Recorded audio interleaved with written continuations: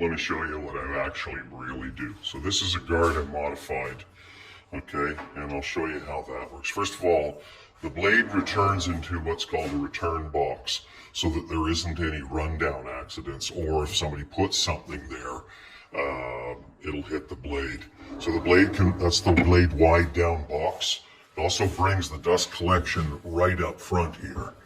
We also, for heavy shooting stuff, we can lift this up, and like we're shooting dados, it'll shoot up above that. There's a bunch of inserts that can be replaced for different types of stuff.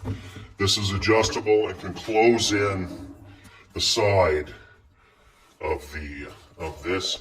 And then here's a nose piece that you raise just to above.